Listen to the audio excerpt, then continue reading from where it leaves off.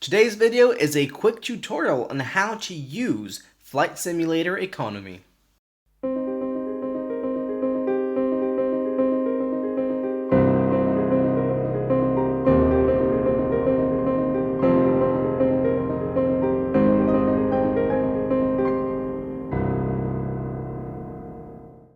Hey guys, Tarek Merryface here. Welcome to another tutorial. Previously, I showed you how to use Skyvector. Now I'm going to change things up a little bit because I quickly mentioned FSE last time. So now we're going to use Skyvector to plan a flight for FSE, and I'm going to show you how to do this. This flight planning is not for real-world flying, it's for FSE only, for Flight Simulator.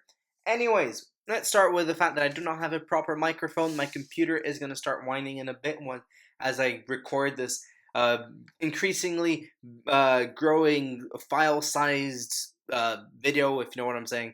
Anyways, let's start with what is FSE. FSE is a community. It's a free community to join. This is the forum, and you've got the homepage, which tells you the about, tells you everything you need to know.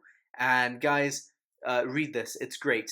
Seriously, FSE is fantastic. I really love it. And basically, you can fly jobs from one place to another, as well as building materials. You can create FBOs, you can buy aircraft, and it really adds another dimension to flight simulation. So let's start by assuming you have created an account. We're going to go on FSEconomy.net, and we're going to go to New Browser on FSE Game World. You'll have a page like this. Make sure to download the client for your flight simulator. There are a bunch of instructions here. They'll give you on the support, and here the software downloads. They give you plenty of instructions. Also, if you get stuck, ask on the forum. People are very helpful. Don't ask me here because I'm not that clever when it comes to this computer stuff. Anyways, this is the page you'll come to.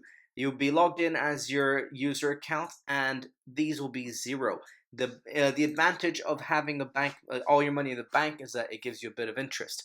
There's a bunch of stuff here. We're not going to go into details with them. One thing I'll say is that if you go on aircraft, as you tend to do, here it would be empty. Here are my aircraft, planes I have bought. However, you will have nothing there. Here we've got hours flown. This is the amount of time you've flown in the past 48 hours, as you are limited to 30 hours.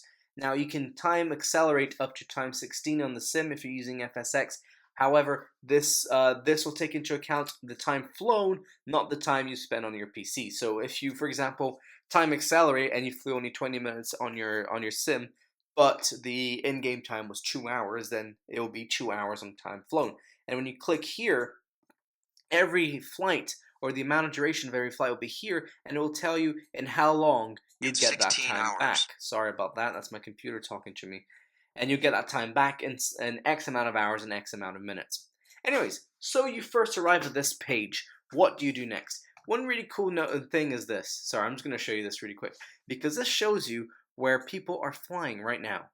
And I think that's really cool. 56 flying, 331 parked. And you can even select the pilots that you want to follow right now, which is really cool. You can click on a random one. Piper, ENHK, flown by this guy. It's a neat little thing. I like it. Anyways, so let's start with, how do you start? What do you do? Well, the first thing you want to do, since you don't have a plane and you won't have any money to buy a plane, is you're going to want to rent one. So we're going to go to my flight, and what you see is that there's nothing, okay? I purposely prepared it like this. However, this I didn't prepare. Airports. You go to airports, and you won't get this page. You will get, let's click something random. You'll get this page. Okay, now we're going to go here on my flight, on airports, so you get this page, and we're going to rent an aircraft so that we can fly some jobs. Let's start something nice and easy. How about a Cessna 172? We want to fly the Cessna 172, so we go down and find the Cessna 172 Skyhawk, which is the default Cessna in FSX and X-Plane, or any Microsoft Flight Simulator. You go to Rentable, click on that to make sure that you can rent the aircraft. And you've got a bunch of other stuff. So what we want is, you could either search an airport, an aircraft registration, or a city. We're going to look airports that have this aircraft, and airports that have assignments, since we're going to want to fly some of these. And let's say we want to stay within Europe. Let's say that we want to look at only airports at 500 nautical miles from LFPG, which is Charles de Gaulle, so France. Now, we don't care what the airport's selling, I think. I mean, you can make sure that they sell fuel and whatnot, building materials. You don't need that for now since you're not going to be building FBOs in the next coming hours. So we're going to go. And right now, it's going to give us the top results, not all of them, just the top results for the aircraft that you can rent. And here you've got a bunch of aircraft, and as you can see, I've already tried to film before and I made some mistakes in the previous video. So last time I went to Shoreham and the aircraft is broken, so we went to Jersey. So let's go to Jersey, and you've got this page. Here on the right hand side, you've got close airports, so nearby, so roughly their direction, their ICAO code, and their distance from your current location, which is Jersey, Echo Golf Juliet Juliet. Here you've got an FBO, but not a local market. A local market will have infinite fuel if they have fuel. However, they'll tend to be more expensive than FBOs because FBOs are run by human players and they want to sell their fuel, so they'll sell them at a more competitive price. And anyways, we can see here they've got distance to certain airports and you'll get a map. So for example, if I want a distance to LFPZ and I click on this, it'll give me a distance map and the bearing I need to take, and you've got Jersey, this is where we start, and this is where we'd finish. So it's a nice little tool to have if ever you're planning a trip, or alternatively, if you want to go straight to another airport, and I go LFPZ here, and I press go, it'll take me to the same page, but for LFPZ instead of Jersey. But we want to go to Jersey since this is the page we're at. Excellent. Next thing to look at is this, assignments. This is the assignments available at this airport.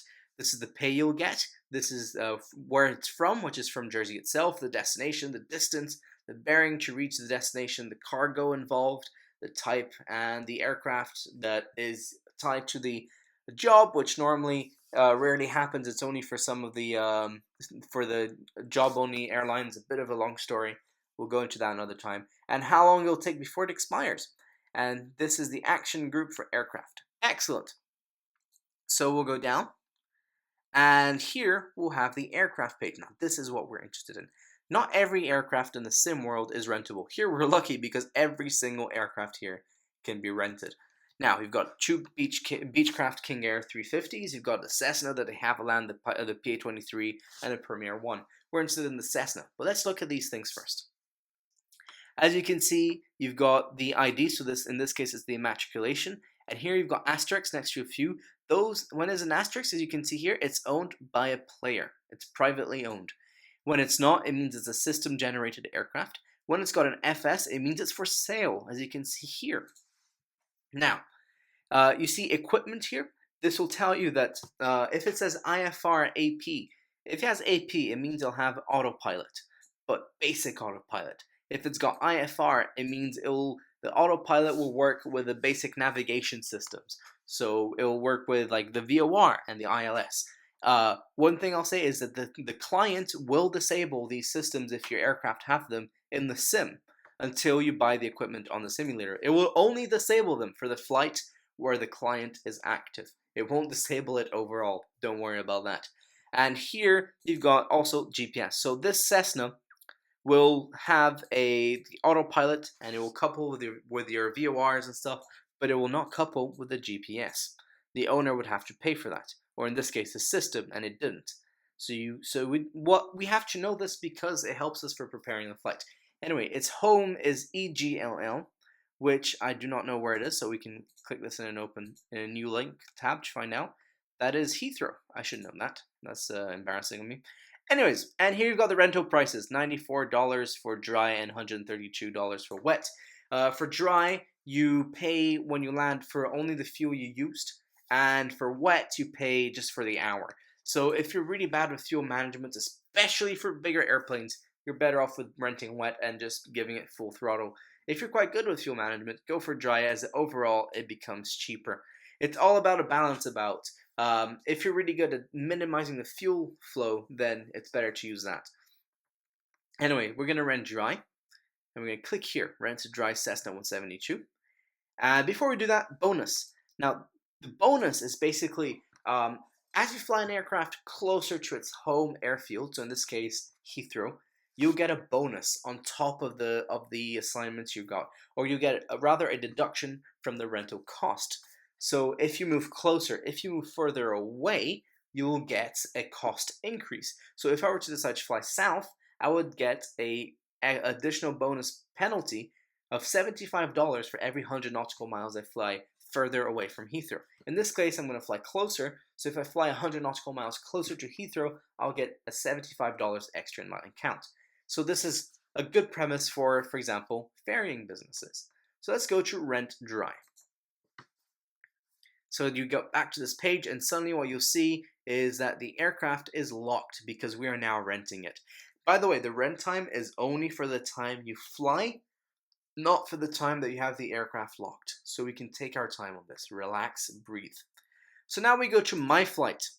And My Flight will have the aircraft, but no assignments. As you can see, holding area empty, no assignments selected. So we can either go back or we can click on current location. So now we need assignments. Let's go to, let's say EGHH, which is Bournemouth. So we can go one. One thing I'll say for any assignments, it's usually better to get separate assignments with 1 passengers or less passengers possible, because as you can do the math, 2 times 836 is more than 1,360 as this 2 passenger assignment shows. So we click on 3 single passenger assignments and we will get more overall money. These green assignments are generated by the FBO. That means the player will get some money out of it, which is great for the player. And it's great for us because we get paid as well. So we go to My Flight. Excellent. So here we got the loading area. If you wanted, for example, to keep an assignment, you could click here and press hold assignment and it would be in the holding area. So that way you'd only depart with these 2 assignments. But we want to fly it all, so load selected assignment. And as you can see, status is departing. Now let's say we don't know anything about the Cessna 172. Let's find out what we can do about it. Well, it says a pilot, crew, and payload for the next flight possible is 308 kilograms. That's what we've got on our plane right now. And there's 3 kilograms remaining of available at current load. That means we have 3 kilograms to play with. So we're pretty close to the maximum load. So the total value is $2,508. So considering this is a 95 nautical mile trip and we look at the airspeed of the Cessna, we're pretty sure it's going to be under an hour or over max. It's definitely going to be less than 20-hour flights. So we're definitely going to make a profit on this flight. Anyways, let's say we don't know anything about the Cessna. We can go here, click on this registration, and you get all this information. So let's go ahead and write this information down. The cruise speed is 100 knots. So let's write it down so we can have it at hand. The capacity, so max fuel, is 54 gallons. The current fuel is 45 gallons. Its consumption, so fuel flow, is 10 gallons per hour, which is important. So at its current range, with the fuel it has, it's going to be 445 gallons plus times 10 gallons an hour. So that's 450 nautical miles. And its current endurance is going to be 45 gallons divided by 10 gallons an hour. So that's 4.5 hours.